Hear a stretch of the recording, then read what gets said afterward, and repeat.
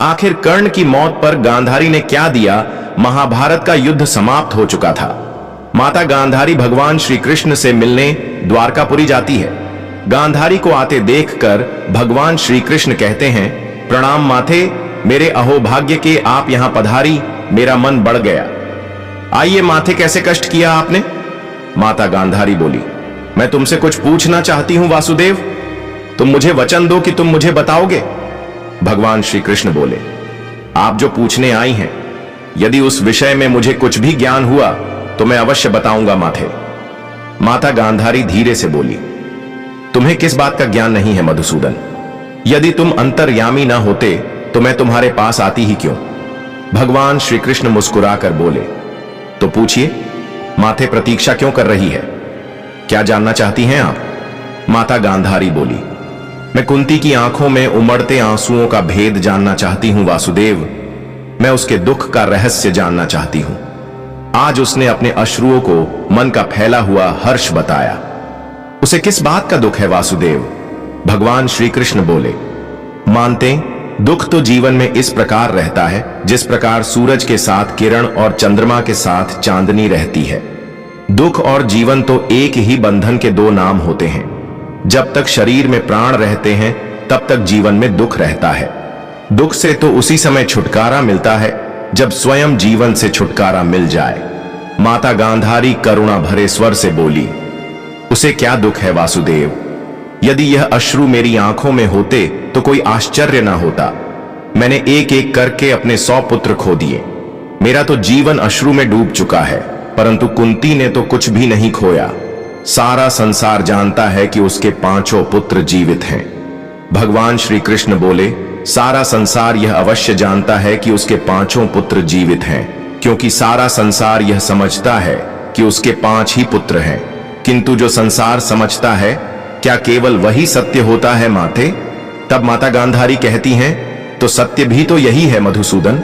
भगवान श्री कृष्ण बोले, नहीं माथे, संसार उस सत्य को नहीं देख पाता जो समाज के खोखले आदर्शों और परंपराओं के आडंबरों के कारण स्वयं को छिपाने पर विवश हो जाते हैं।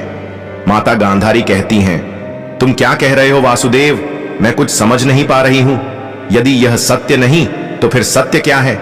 भगवान श्री कृष्ण बोले, सत्य यह है कि बुआ कुंती के 5 नहीं 6 पुत्र थे। माता गांधारी बोली, नहीं, यह कदापि नहीं हो सकता। भगवान श्री कृष्ण बोले, यदि ऐसा नहीं होता माथे तो आपको उनके अश्रु में अंगारों जैसे गर्मी का अनुभव भी नहीं होता। माता गांधारी थोड़ा डर सी गई और दबी हुई आवाज में बोली, किंतु उसका 6वां पुत्र कौन था?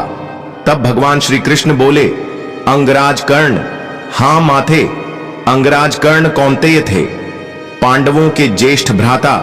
अंगराज कर्ण का जन्म बुआ कुंती के विवाह से पूर्व सूर्य देव के वरदान से हुआ था, लेकिन कुंवारी माता कहलाने के लांछन से उन्हें इस सत्य को संसार से छुपाना पड़ा। माता गांधारी रोते हुए बोली, हमारा कर्ण कुंती पुत्र था तो कुंती ने मुझे बताया क्यों नहीं? यदि वह केवल मुझे ही बता देती तो ईश्वर की सौगंध यह महाभारत नहीं होता। भगवान श्री कृष्ण थोड़ा गंभीर स्वर में बोले, लोग इस शब्द यदि का प्रयोग बड़ी निर्दयता से करते हैं माथे। लोग यही कहते हैं, यदि ऐसा ना हुआ होता तो ऐसा हो जाता, और यदि ऐसा हो जाता तो ऐसा ना हुआ होता। किंतु लोग इतना नहीं जानते कि इस यदि शब्द के हाथ इतने छोटे होते हैं कि वह मनुष्य की भाग्य के लेख, होनी और नियति के पास भी नहीं पहुंच सकते। उसे रोकना तो बहुत दूर की बात है।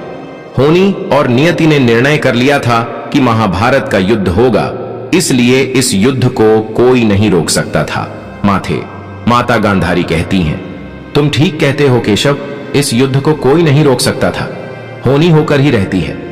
भगवान श्री कृष्ण आगे कहते हैं, माथे, सुख दुख सर्दी और गर्मी की तरह है। सुख दुख का आना सर्दी गर्मी की आने जाने जैसा है, इसलिए इन्हें सहन करना सीखना चाहिए। जिसने गलत इच्छाओं और लालच का त्याग कर दिया है, सिर्फ उसे ही शांति मिल सकती है। इस सृष्टि में कोई भी इच्छा से मुक्त नहीं हो सकता, लेकिन बुरी इच्छाओं को छोड़ जरूर सकता है। मेरे कहने का अर्थ इतना है माथे कि हमारे जीवन में सुख दुख आते रहते हैं, उनके विषय में परेशान नहीं होना चाहिए। अगर दुख है तो उसे सहन करना सीखना चाहिए, क्योंकि आज दुख तो कल सुख भी आएगा। यह क्रम इसी प्रकार चलता रहता है। आप केवल निस्वार्थ भाव से कर्म कीजिए, वही आपके हाथ में है। तो दोस्तों, आखिर गांधारी ने कर्ण को क्या दिया? आइए जानते हैं। गांधारी शक्तिशाली कर्ण का वर्णन करती है, जो एक महान योद्धा था, जो युद्ध में धधकती आग की तरह था, लेकिन अब अर्जुन द्वारा मारा गया है।